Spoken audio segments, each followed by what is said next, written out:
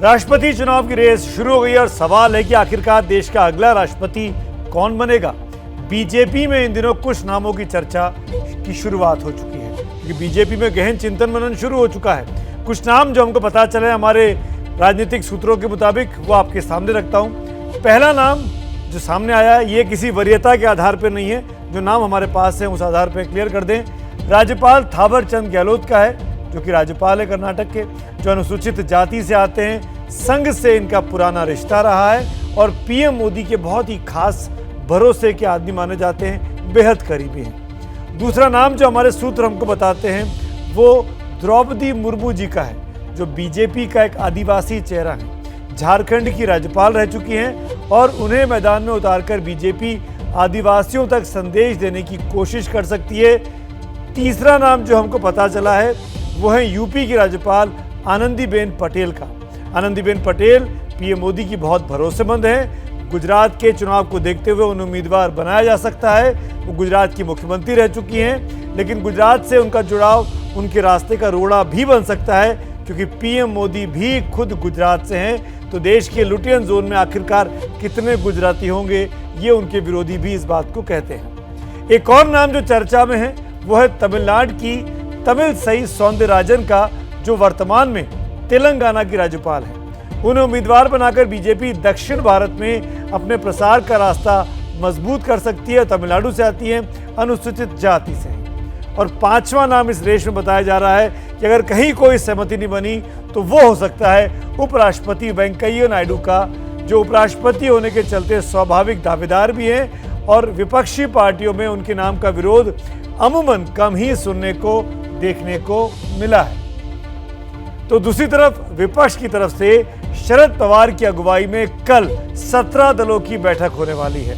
वहीं एनडीए खेमे में नीतीश कुमार की पार्टी ने खलबली मचा दी है। जैसा कि मैंने आपको ब्रेक के पहले बताया था कि नीतीश बीजेपी से खफा है। अगर अग्निपथ पर बीजेपी और जेडीयू का घमासान जारी रहा तो क्या राष्ट्रपति चुनाव पर इसका असर पड़ेगा? क्या बीजेपी के लिए मुसीबत भरा फैसला करा सकते हैं नीतीश कुमार? सवाल है कि नीतीश कुमार बीजेपी से तालमेल रखेंगे, संबंध बिगाड़ेंगे या अपने लिए कोई नई शर्त बीजेपी के सामने रख देंगे। देखिए खास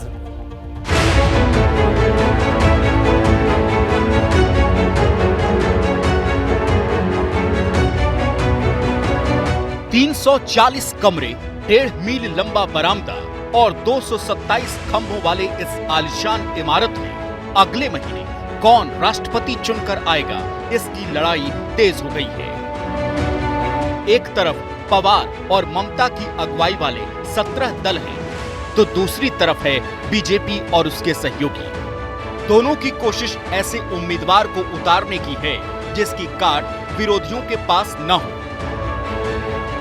हालांकि एनडीए का पलड़ा ज्यादा भारी है, क्योंकि कई राज्यों में उसकी सरकार है और बोनस के तौर पर मोदी का जलवा भी।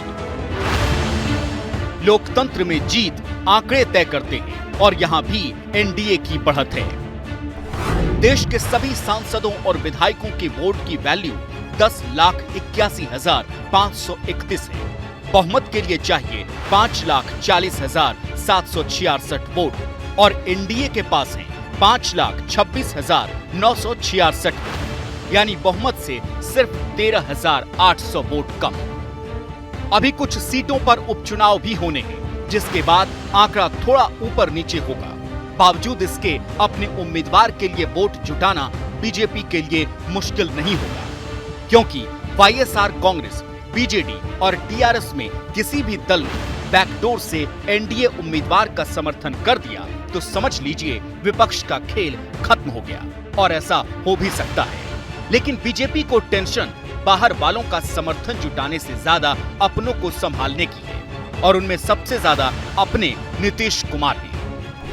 क्या नीतीश कुमार बीजेपी का खेल बिगाड़ सकते हैं, या राष्ट्रपति चुनाव के बहाने बीजेपी से कोई नई डील कर सकते हैं? नीतीश की पार्टी के पास 22,485 वोट हैं। अभी बीजेपी 13,008 छड़ रही है, लेकिन नीतीश ने हाथ पीछे खींच लिए तो आंकड़ा बढ़कर 36,285 हो जाएगा। पिछली बार जब राष्ट्रपति चुनाव हुआ था तब नीतीश और आरजेडी का महागठबंधन था। बावजूद इसके नीतीश की पार्टी ने रामनाथ कोविंद को वोट दिया। तर्क दिया कि कोविंद बिहार के राज्यपाल हैं, इसलिए समर्थन देना नैतिक जिम्मेदारी है। लेकिन कुछ दिनों बाद ही बीजेपी से उनका गठबंधन हो गया। इसीलिए सबकी नजरें नीतीश पर हैं कि इस बार वो क्या खेल दिखाते हैं। राष्ट्रपति चुनाव के लिए अभी अधिसूचना भी जारी नहीं हुई है। अभी समय आने दीजिए, समय पर पार्टी बताएगी और इन प्रश्नों का फिर जवाब उस वक्त हम दे पाएंगे। एनडीए में रहे या न रहे इसका कोई मतलब नहीं। एनडीए में तो हम लोग हैं ही, एनडीए में हैं, एनडीए में रहेंगे। देखिए, हमारे जो केंद्रीय नेता हैं, हमारा जो नेतृत्व है, वो माननीय मुख्यमंत्री श्री नीतीश कुमार जी से भी उनकी बातचीत हुई है। सभी मिलकर जो केंद्रीय नेतृत्व राष्ट्रपति, माननीय राष्ट्रपति और माननीय उपराष्ट्रपति पद के उम्मीदवार की घोषणा करेगा, उस उम्मीदवार को उनका सहयोग मिलेगा, ये मुझे विश्वास है। लड़ाई दिल्ली की है, इसलिए विपक्ष भी दिल्ली में डेरा डाले बैठा है। कुछ दिन पहले ममता बनर्जी ने विपक्षी दलों की एक बैठक बुलाई थी, तो कल ममता की गैर हाजिरी में शरद पवार ने 17 दलों को राष्ट्रपति उम्मीदवार के नाम पर मंथन करने के लिए बुलाया है। हालांकि उसकी कोशिश एक डेग भी आगे नहीं बढ़ सकी है। खुद पवार ही पैर पीछे खींच चुके हैं, क्योंकि उन्हें मालूम है कि विपक्ष के पास नंबर नहीं है। फारूक अब्दुल्ला का नाम आया तो वो भी अपनी कर्मभूमि कश्मीर में काम करने की चाहत के नाम पर पीछे हट गए। और आज गोपाल कृष्ण गांधी ने भी राष्ट्रपति उम्मीदवारी को टाटा गुड बाय कह दिया। सियासी समीकरण कैसे और किस हद तक बदल सकते हैं, इसी पर कल बीजेपी अध्यक्ष जेपी नड्डा के घर भी बैठक हुई। 1 घंटे बाद बैठक में शामिल लोग बाहर जरूर आए, लेकिन किसी नाम पर चर्चा हुई या नहीं, और हाँ तो वो नाम कौन होगा, ये बात कमरे से बाहर नहीं आई। हाँ, इतना जरूर है कि राष्ट्रपति उम्मीदवारों के नाम अगले कुछ दिनों में पर्दे से बाहर जरूर आएंगे, और तब सियासी नूरा कुश्ती का असली दौर शुरू होगा।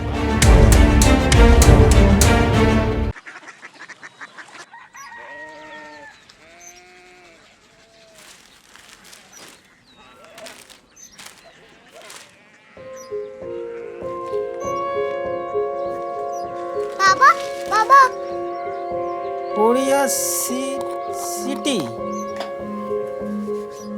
जानी ना।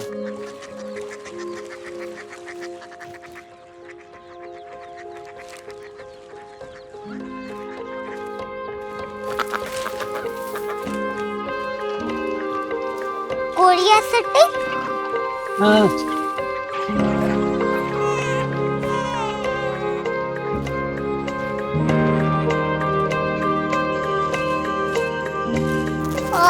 कोरिया सिटी कहाँ पे है? शहर अंग्रेजी लगे हैं।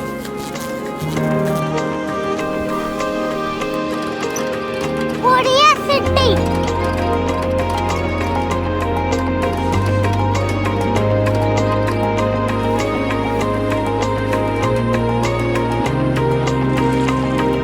वो बहुत दूर है।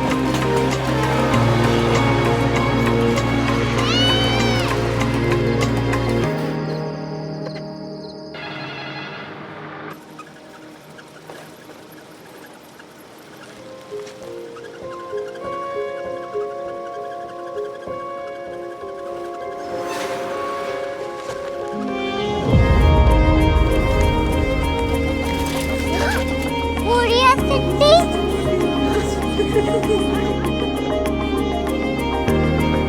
दुनिया कुछ लोग बड़े होते हैं। कोरिया सिटी कहाँ है? प्रोफेसर साहब को पता होगा। हो, ये छोटा वाला ग्लोब लगता है और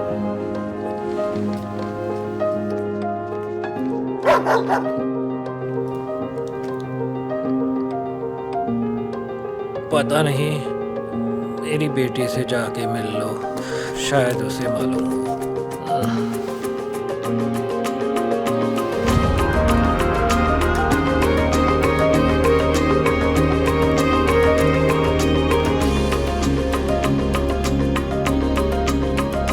हाय,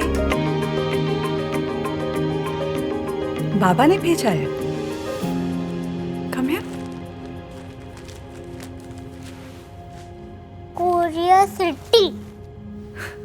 क्यूरियोसिटी नहीं, क्यूरियोसिटी। वो क्या? That's what brought you here? जो तुम्हें यहाँ तक ले आया। क्यूरियोसिटी।